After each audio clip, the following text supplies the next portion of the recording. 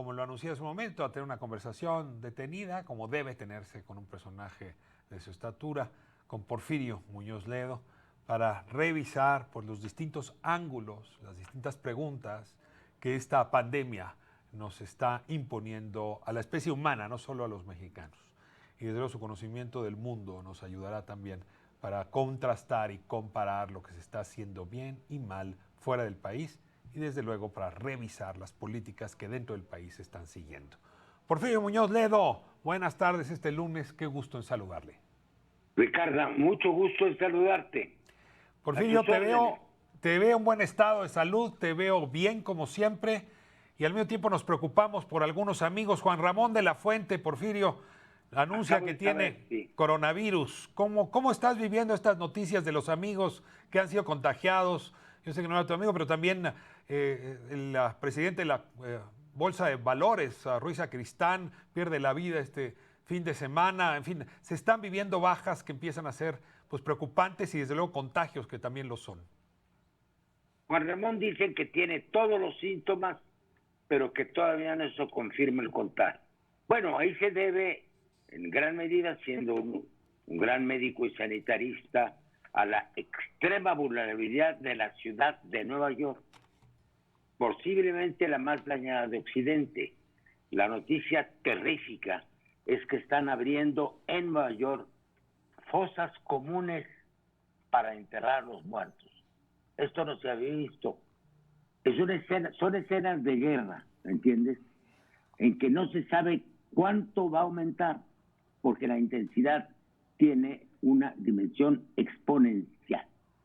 Es decir, no es lineal, no es que hoy uno, mañana otro, sino que se va multiplicando una por otra.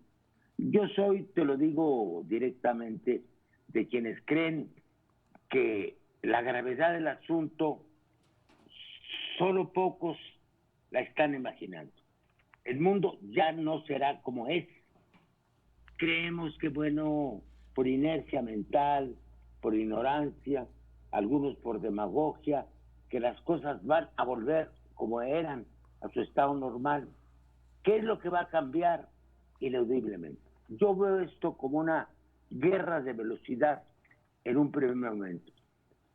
Una guerra de velocidad entre el avance de la ciencia con la estructura capaz de sustentarlo y por el otro lado la velocidad de la enfermedad. Soy, si no quieres, de los pesimistas, soy de los realistas. Kissinger acaba de hablar en un espléndido ensayo del nuevo orden mundial y del cambio de era al que yo me había referido antes. Quien crea que cuando eso termina en 2 meses, en 3 meses, como dicen en una primera fase los médicos sanitaristas, eso va a esfumarse, pues yo no veo por dónde. Porfirio, veo que, sí, este fin de semana, por mis labores periodísticas, pues me aproximé a un velorio, me aproximé a varios mercados, poco para pulsar con responsabilidad, pero al mismo tiempo con necesidad informativa, qué tanta conciencia hay en las personas sobre lo que está ocurriendo. Y me temo que buena parte de la población mexicana no está consciente. De hecho, incluso está ya evitando escuchar noticias. Y al mismo tiempo, y hacia allá me quiero mover contigo, oigo al presidente Emmanuel Macron, por ejemplo, en Francia, anunciando que no volverá ese país a sus actividades normales hasta el mes de julio. Si tú asumes que Francia entró un mes antes que nosotros en esta cuarentena, pues a lo mejor nosotros estaremos regresando en septiembre, en agosto. A ver, Porfirio, ¿cómo le hacemos para conciliar la viga y el mercado y el velorio con lo que estamos viendo en el resto del mundo? Bueno, ¿cuáles son los agravantes mexicanos a propósito del detente? Un agravante es la chorcha. Si no digo que seamos un país muy comunitario, pero sí muy chorchero.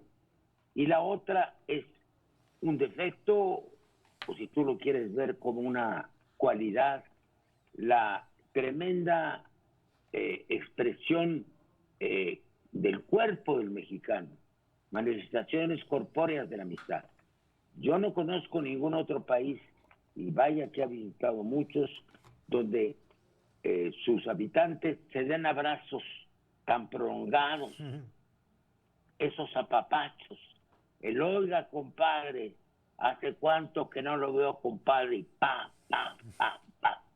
Entonces estamos predispuestos para el contagio. Y como tú dices, la gente no se da cuenta de la gravedad. Cuando tú dices julio, cuando tú dices agosto, mi médico dice que será, bueno, tengo dos versiones, agosto o septiembre. La gente dice, bueno, pues me voy a cuidar, las manos, como tú dices, son la clave de este asunto, pero bueno, ya pasará. Entonces, dicen, bueno, pues vamos a aprovechar el tiempo, es una época perfecta para reflexionar, los que les gusta pensar, otros para dedicarte a tu hobby predilecto, otros más, no nos alcanza el tiempo. A mí me alcanza mucho menos el tiempo que antes.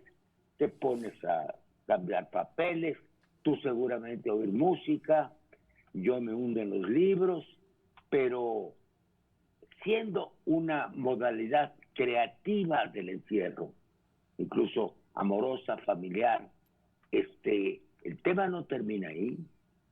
Es decir, yo no tengo ninguna certidumbre de que el encierro vaya a terminar en agosto o septiembre. Y aunque terminara, las consecuencias económicas, que es el tema en el que poco se piensa, van a complicarse extremadamente. El mundo acusa ya una tendencia bárbara a la recesión, ¿entiendes? México en particular, que ya tenía una cifra de crecimiento abajo de cero. Económicamente, para entrar por ese tema, lo indicado es utilizar el crédito. Sigo yendo a agentes del gobierno que dicen, no nos vamos a endeudar. No es endeudarse, es el crédito, aunque parezca una contradicción. A ver, perdón, Porfirio, ¿podrías, por favor, distinguir entre una cosa y otra? Que me parece muy interesante que estés haciendo esta definición. Léete un artículo espléndido de Francis Suárez Dávila, que dice más o menos el tiempo del crédito. En este momento, la tasa de interés es cero. Así cero. Y no te pagas enganche. Entonces, como si compraras una casa a tiempo indefinido, sin enganche y sin tasa de interés. Entonces, si solo el crédito no se convierte en deuda en el sentido tradicional de que echas la casa por la ventana, los últimos años de los sexenios, sobre todo estatalmente, donde tiran el dinero, se hacen ricos y que el que venga levante los... No. Aquí se trata de un crédito, digamos, racional, porque no vas a cargar con tasas de interés, ni te vas a empobrecer, sino que ese crédito va a servir, y es lo único, esencialmente, que puede ayudar en materia económica, a una época llamada contracíclica. Es decir, que cuando vas a la baja en la economía, le metes todo el kilo para crecer, ¿entiendes? Entonces, esto que estás diciendo tú de Gran Bretaña y de Macron, significa precisamente, bueno, te lo voy a decir en cifras y tú me preguntas. Un país, en la economía clásica, tradicional, un país tiende a tener un superávit primario. Es decir, que tiendes a gastar, a recibir un poquito más de lo que gastas. Ahorro, pues, ¿no? No, ahora es al revés. Ahora tienes que apostar al crédito, porque si no, no se anima la economía. Ahora, el presidente ha sido muy enfático, Porfirio, el presidente ha sido muy enfático en que no está dispuesto a socializar los costos, como se ha hecho en otras ocasiones. Y el modelo mental al que acude es el del Fobaproa, que por cierto te tocó a ti vivirlo pues casi en carne propia. Yo tengo la impresión de que hay un poco un abuso en utilizar el caso del Fobaproa para responder los problemas del presente, pero quizá sea un problema de falta de percepción mía. Pero tú que lo viviste, te pregunto, ¿algo se parecería a tomar crédito ahora al Fobaproa? No, a mí me parece que hay que decir que fue cada cosa. El Fobaproa tuvo una primera fase que fue el rescate bancario. El rescate bancario se volvió indispensable, aunque no necesariamente fue aplicado de la mejor manera. Vino el llamado error de diciembre, ¿te acuerdas? Sí. Del paso de una administración a otra. Entonces, por la caída búsqueda del peso y otros factores psicológicos y virtuales de la economía, los bancos quebraron. De este tamaño. Entonces, el sistema bancario no podía colapsar.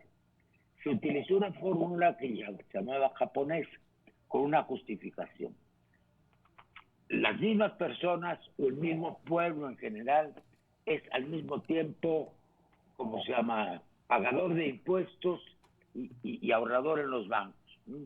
Entonces, tu dinero que tú aportas como contribuyente se te pasa a la cuenta del ahorrador. Esa fue la figura, digamos, virtuosa que se presentó. Yo me apoyo a mí mismo, cosa que es muy relativa porque no siempre somos los mismos, se entiende. Ahora, ahí vino una crisis secundaria y ahí donde fue lo muy criticable del FOBAPROA, que consistió en que la gente, en que los bancos estaban de todas maneras muy débiles, y entonces el gobierno, la Secretaría de Hacienda, avalaba todas las solicitudes de crédito que los bancos aceptaban. Es decir, el gobierno aceptó pagar todas las deudas de los bancos y después, que fue el colmo, los vendió a la banca extranjera. Pero eso es otro problema. Ahorita no estamos en esa circunstancia. A ver, Porfirio, ¿por qué esto que acabas de narrar no nos sirve prácticamente de nada para explicar la situación actual y las decisiones que tenemos que tomar? Eso no sirve para nada, porque no tiene que ver. No tiene que ver con la circunstancia. No estamos frente a una banca quebrada, estamos frente a una economía quebrada, estamos frente a un problema de recesión. Ahí no estaba afectada la tasa del crecimiento. No recuerda que el llamado milagro mexicano es que nosotros crecimos durante cerca de 40 años al 6.4% en promedio. Entonces, la economía estaba en crecimiento. La economía vino a irse para abajo mucho después. Aquí, la variante fundamental para entender esto es que la economía está en decrecimiento. Muy bien. Ahora, en ese sentido, las políticas llamadas contracíclicas, para quienes no son especialistas, pues en efecto, si el ciclo va para abajo, hay que inyectarle dinero para que retome el ciclo económico. Y normalmente, pues es el Estado, desde la socialdemocracia, desde los partidos de izquierda, pues siempre se ha abonado para que el Estado invierta en los momentos en que la economía se retrae. Y sin embargo, tenemos medidas como la de la reducción del 50%, Porfirio, de los gastos en servicios generales y gastos de operación instruidos la semana pasada por el gobierno, lo cual puede implicar una corredera enorme de personas que están contratadas por honorarios o subcontratadas. Y tenemos también la advertencia de que el gobierno no va a invertir en otras medidas distintas a las transferencias directas a las personas y la obra pública que ya estaba pactada. El presidente se enoja y dice, las políticas contracíclicas son neoliberales, cosa que es muy difícil de sostener, y ahí estamos encontrando una ruptura grande entre el presidente y quienes más o menos entienden los temas económicos. Te ruego una posición personal frente a esto, Porfirio. Está clarísima, yo estoy mucho más cerca para que veas lo contradictorio que es este asunto de la Secretaría de Hacienda, no de los discursos del señor presidente. O sea, ¿tú dirías que hay distinción entre la Secretaría de Hacienda y el presidente? No, bueno, desde el comienzo del sexenio yo recibí como presidente de la Cámara un documento de plan de desarrollo de carácter general y por fuera un documento de política hacendaria que llevó finalmente a la renuncia del entonces titular, que era Ursúa. Pero para que la gente nos entienda, con cifras, era pecado, en principio, gastar menos de lo que se tenía. hoy no es pecado, es virtud. A esta idea de superávit primario se ha sustituido otra, que es la de déficit fundamental. Mira, tú tienes el superávit. Cuando haces política contracíclica, lo que haces es cambiar el acento. Y tú gastas más de lo que tienes para normalizar, para equilibrar. Haz de cuenta que te enfermas, te metes a terapia intensiva, pase lo que pase. Si es operación a corazón abierto, a corazón abierto. No es cosa de pensarlo un minuto, ni de estar considerando la medicina en tiempo de los griegos, ni en el siglo XIX. Tú te vas y te operas. Estados Unidos, bueno, se aceptaba en Europa, por ejemplo, un déficit anual del 3% del PIB. Fue la famosa negociación. Luego cambiaron al 5% como tope. Hoy Estados Unidos está aceptando el 14% del PIB. Es decir, Estados Unidos está gastando un 14% más de lo que tiene. Así es el tema. Y Europa el 16%. ¿Y nosotros? México puede... Seguimos ahí. Este documento es muy fino porque lo dice con mucho cuidado. Dice una frase que, para que veas la prudencia, dice: organismos internacionales y consultores privados coinciden en que México podría llevar por encima del 3% su déficit. Para mí, tienes que empujarle hasta donde logra tu efecto, que es la solvencia de la economía. Ahora, una pregunta. La solvencia de la economía solo se alcanza creciendo. Porfirio, acabas de marcar que hay distancia entre Secretaría de Hacienda y Palacio Nacional. Tú has sido un actor muy importante de la Cuarta Transformación. De hecho, has sido uno de sus arquitectos. Has sido una de las personas que concibió incluso la noción de Cuarta Transformación.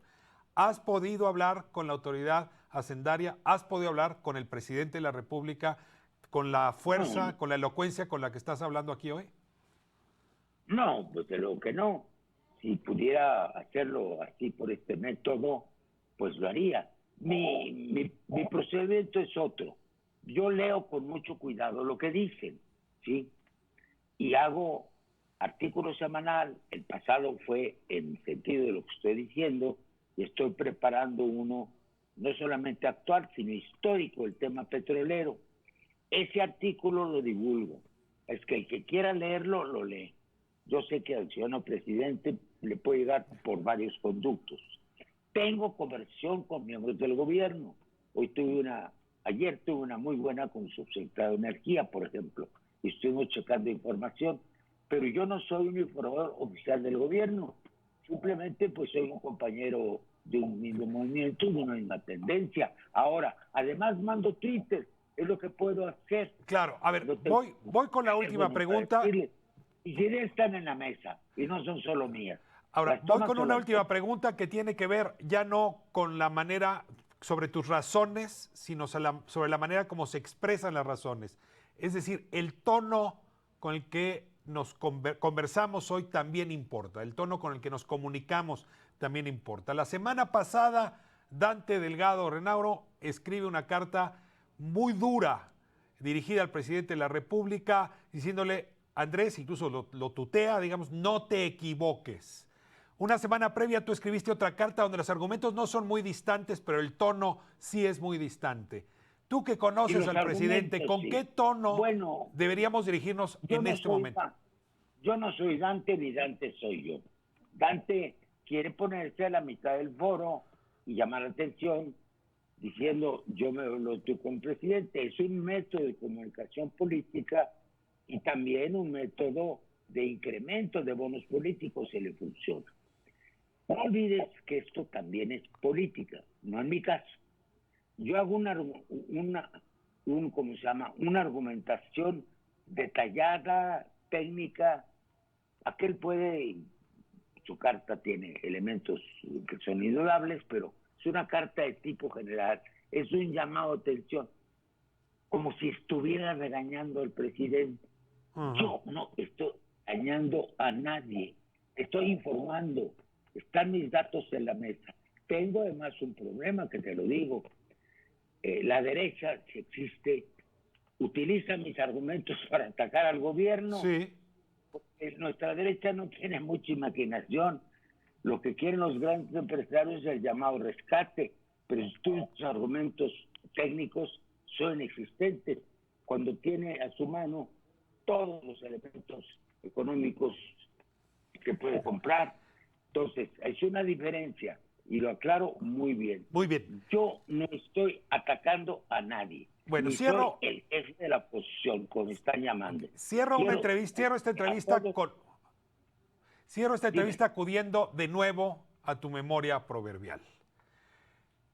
Luis Echeverría, en los primeros años 70, se desencontró con el sector empresarial, sobre todo después del secuestro y infausto asesinato de Garzazada. Y después de eso sí entramos en una época de choque entre el sector empresarial y el gobierno que dio consecuencias de tipo muy diverso. A ti te tocó formar parte de ese gobierno y de esa época. Con esa experiencia, ¿qué nos dices hoy cuando miras este nuevo desencuentro, todavía no tan agudo, pero en vías de crecimiento, entre el sector empresarial y el gobierno de la República? Te voy a decir en 3 frases. Primera, una cosa es el desencuentro con el sector empresarial y el desencuentro con las empresas. No sé si me explico. O con grupos de empresarios. El desencuentro de Echeverría se debió a 2 factores. Uno, que ellos lo consideraban malvado y que le echaron la culpa, ahí está el discurso del día del sepelio, a don Eugenio Garzazada, que había sido el patriarca del grupo, o el llamado Grupo de Monterrey. Y entonces empezaron a hacer presiones de todo tipo, pero no para cambiar la política económica, eso es falso, sino para, digamos, castigar al presidente, cercarlo, tener más poder que él. En su mentalidad era una actitud defensiva, se sentían vulnerables. A mí me tocó todo ese episodio y perdón que te lea como a nadie. Yo fui a discutir un día completo con los empresarios de Monterrey y en la fundidora. Me tocó vivir la escena de los famosos encapuchados de chipín que se pusieron antifaz de Ku Klux Klan. La economía en ese periodo no declinó a pesar del enfrentamiento por varias razones. Primero, porque logramos en un dramático año 71 tomar, como dice el gran economista José Luis Calva, las mejores decisiones que se podían tomar. Entendemos lo que era la conversión oro-dólar, tardaron en decirse, tardaron en aceptar que debía flotarse el peso, pero el peso ni se hundió y tampoco tuvimos una recesión. Nuevamente, ahora, como lo hicimos con el FOBAPROA. La mentalidad tradicional. Tú estarías diciendo que ahora el desencuentro no es con el sector empresarial, es un desencuentro con las empresas. Eso es lo que estaría pasando ahora. Claro, es un desencuentro más de tipo económico que político, que puede convertirse en político, no se me explica. Finalmente, la política es una lucha por el poder. Y lo que te quiero decir, quizás en demasiadas palabras, es que desde entonces el empresario, que debe haber ocurrido desde antes, pero era una economía en vías de formación, empezó a luchar por el poder, públicamente. Pero era un fenómeno que había ocurrido antes. Quienes estaban al término del gobierno de Cárdenas, al lado, empujando a Juan Andreu Almazán. Capitales y generales se sentían desplazados, quienes apoyaban, y te digo, cada sexenio, pero Porfirio, Padilla. Conociendo estos episodios de la historia, ¿qué tendría que hacerse desde Palacio Nacional para no provocar en este momento de epidemia sanitaria una crisis mayor de lucha por el poder económico contra el poder político o su revancha? ¿Cómo evitar esta fractura que no es el mejor momento para librarla, hay que decirlo? Bueno, yo tengo dos fórmulas y se pueden ocurrir otras. Una la inventó en 1942 el presidente Manuel Ávila Camacho. Se llama la unidad nacional. Punto. Así de ese tamaño. Y la otra, el mensaje subliminal, todo cabe en un carrito sabiéndolo acomodar. Ahí dejamos la entrevista, ya. Todo cabe en un jarrito sabiéndolo acomodar. Con esa frase me quedo, Porfirio. Muchas gracias. Honradísimo de tener a este hombre de Estado, a este estadista aquí en La Octava. Muchas gracias por acompañarnos. Muchas gracias, Ricardo. Gusto en saludarte. Bueno, esto es La Octava. Interesante conversación, no podrá usted negarlo. A ver, aquí no solamente hay un lector de libros de historia, hay un hombre que ha vivido la historia y bien hace en traerla a cuento justamente ahora que estamos teniendo que tomar decisiones muy, muy delicadas. Bueno, me voy a corte.